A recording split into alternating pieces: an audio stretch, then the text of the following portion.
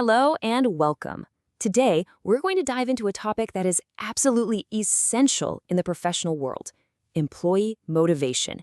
You can kind of think of it as the invisible engine that really drives performance and innovation.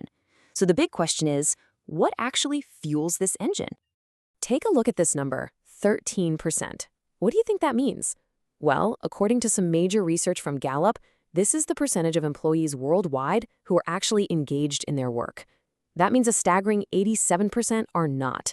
And that lack of motivation, as you can imagine, has some pretty serious consequences for businesses everywhere. You know, this quote from author Bob Nelson really just hits the nail on the head. It puts the responsibility squarely on the shoulders of leadership. And this idea that a manager's day-to-day interactions are the main driver of motivation is really going to be the foundation for our whole discussion today. So, to really get a handle on this, let's just quickly go over our agenda. We'll start by taking a closer look at this engagement crisis. Then, we'll get into what motivation actually is and break down its two main forms: intrinsic and extrinsic. And finally, we'll talk about how to apply these ideas in the real world. All right, so let's start with the real-world impact of this engagement crisis.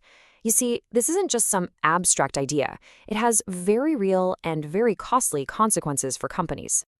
First, let's think about the motivated employee. This person isn't just showing up, they're actively contributing, pushing projects forward, and are genuinely invested in the company's success. Their engagement leads directly to higher productivity and, of course, helps the organization hit its most important goals. And then, on the flip side, you have the unmotivated employee. The impact here is just as direct, but it's all negative. This is the person who's more likely to be using work time for personal stuff, surfing the internet, maybe even looking for another job on company time. And that is a direct drain on company resources. So if a lack of motivation is the problem, then really understanding motivation has to be the solution, right? Let's dig in and define what we actually mean by motivation in a professional context. So the official definition is that employee motivation is a critical part of work that lets management meet company goals. The focus here is really on hitting those big organizational objectives, because without a motivated team, a company's chances for success are, well, they're pretty limited. Now, here's a key challenge. There is no one-size-fits-all solution for motivation. People are unique, and what inspires one person might do absolutely nothing for another. So it's so important for managers to get that people respond to different motivational cues. This brings us to the two basic types of motivation. First up, let's explore what's called intrinsic motivation. This is all about the drivers that come from within a person.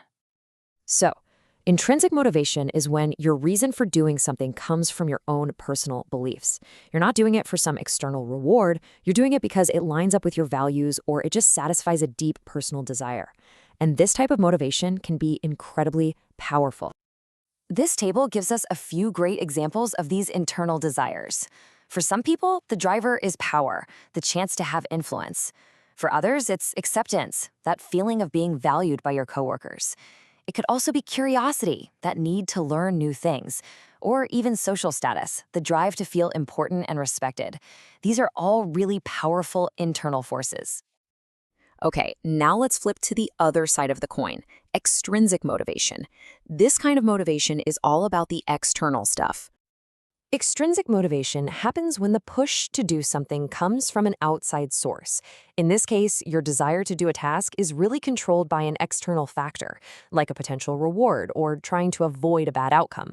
But it's important to remember that even though the stimulus is external, the result is still rewarding for the individual. This table shows some classic examples of extrinsic motivators. Bonuses, extra pay for great work, that's a really obvious one.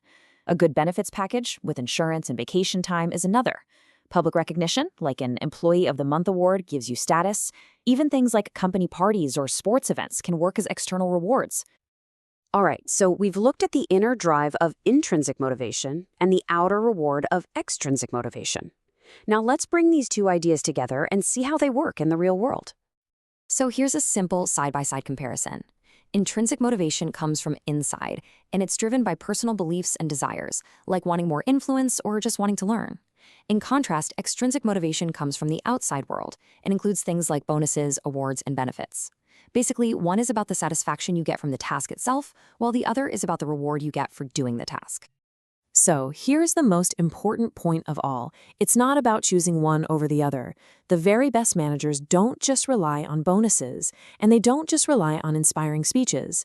They get to know their team members as individuals, and they skillfully use both intrinsic and extrinsic motivators to build a team that is truly engaged and performs at a high level. And that brings us to a final thought for you to reflect on. Think about your own career for a second. Which type of motivation really speaks to you the most? Are you driven more by those internal factors or by the external rewards? Understanding what drives you personally is really the first step toward finding fulfillment in your work. Thanks for tuning in.